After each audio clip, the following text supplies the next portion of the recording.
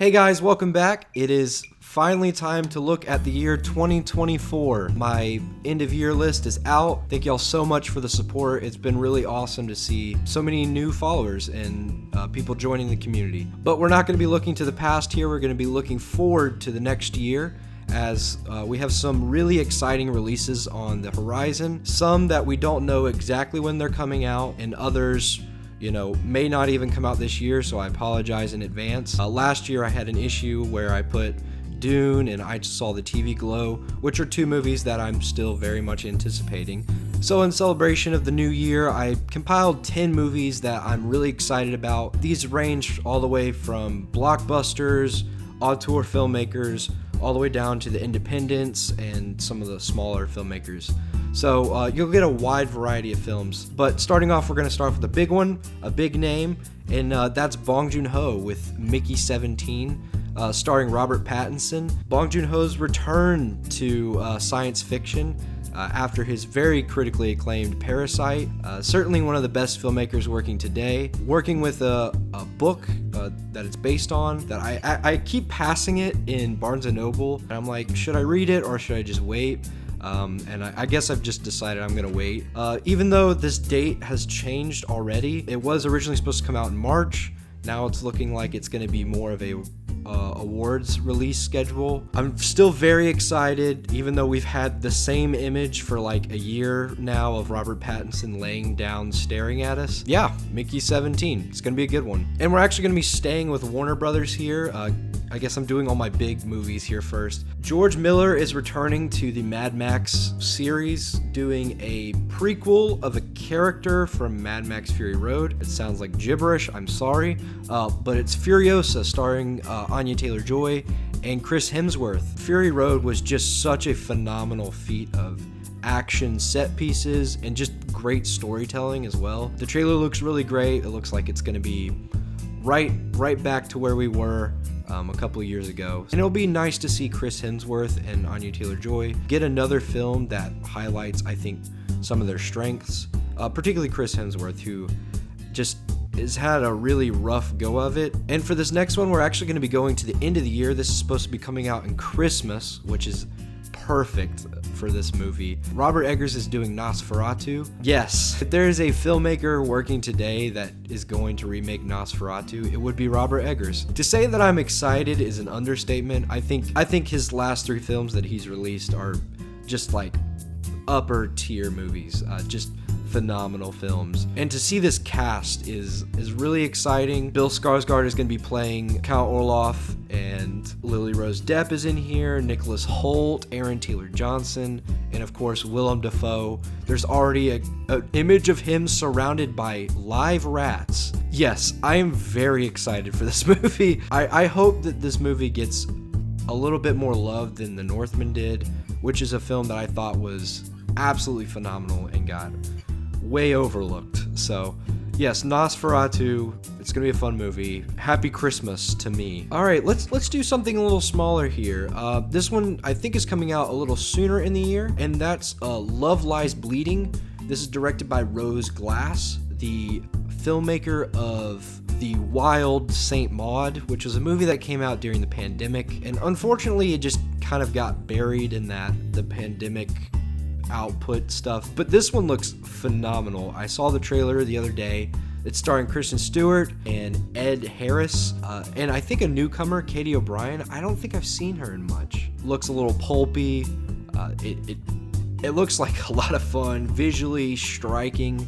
I can already tell from the trailer. The story is about a bodybuilder who is falling for this girl, Kristen Stewart, and they get pulled into this like hitman thing. I don't know like what exactly is going on with Ed Harris's character, but he has a mullet like thing going on. It looks crazy. I'm very excited. All right, let's talk about a big master who seemingly has put all of his chips on this one film, and that is Francis Ford Coppola, the master, the Godfather, Apocalypse Now.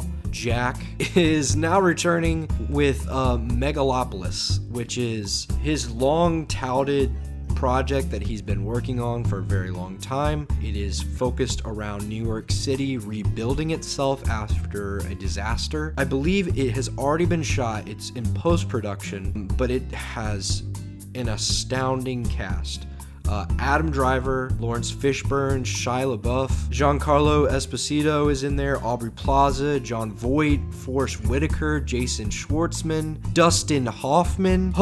Hearing some of the story behind this it's a Francis Ford Coppola production. I think like the production designer got fired in the middle of it. He will be in serious financial ruin if this movie does not do well. I'm very excited.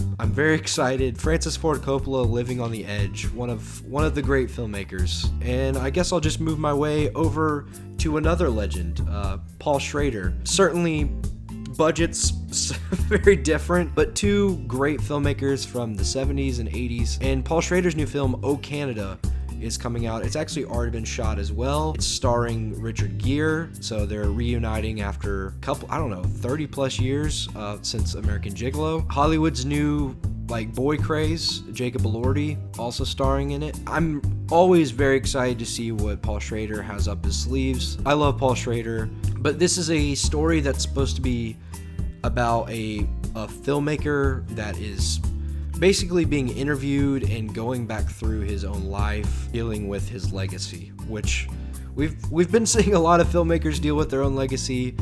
It'll be very interesting to see what Paul Schrader has to say. He actually has come out and said that this may be his last movie, which would be sad because he's just such an important figure to film. I mean, his Facebook posts alone are something to behold. All right, let's move on to a newer filmmaker. This is Lee Isaac Chung's follow-up to Minari, which was very well praised when it came out, and it's going to be Twisters. Yes, the sequel to Twister. It seems like a strange pairing. I'm sure something interesting is going to come of it. We also have a really interesting cast. Daisy Edgar-Jones and Glenn Powell are probably going to be the two co-leads here. I think this will probably be a summer release. All right, let's go back to some bigger names here. Maybe bigger name in the world of filmmaking, and that is Kiyoshi Kurosawa, who is very well known for his film Cure and also Pulse. And he returns to the horror genre with a film called Chime.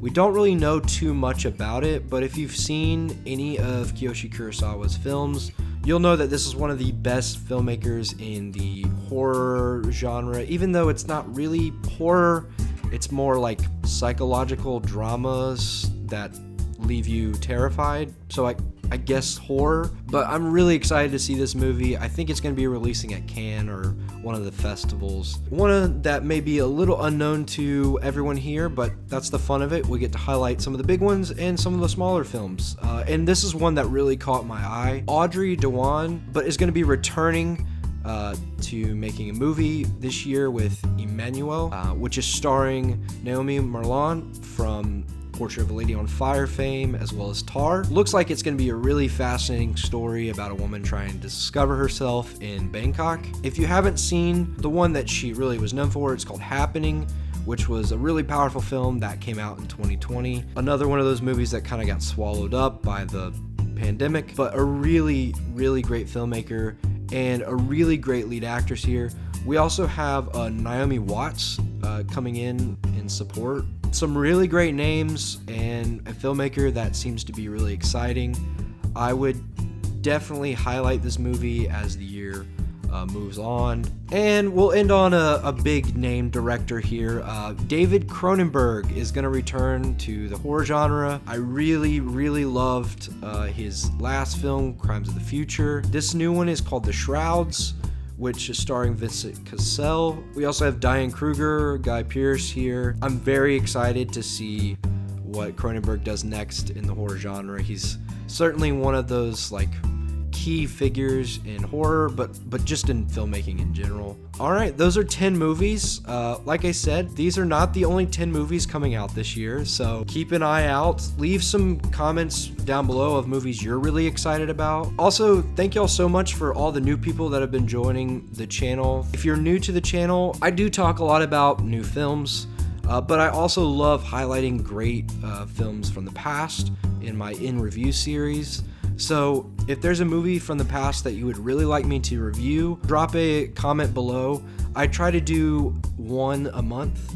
Looks like we're gonna have some really good movies this year. Maybe not as dense as last year. It always adds up to a ton of great films at the end of the year. The Cannes releases will happen. You know, there's so many films that have been rumored to be released for years. I mean, Terrence Malick will probably announce that his Jesus movie is finally coming out. Martin Scorsese is making a Jesus movie. You know, anyone else want to make a Jesus movie, please. But yeah, I just hope y'all are having a great day and a great new year, and I'll see y'all in the next video.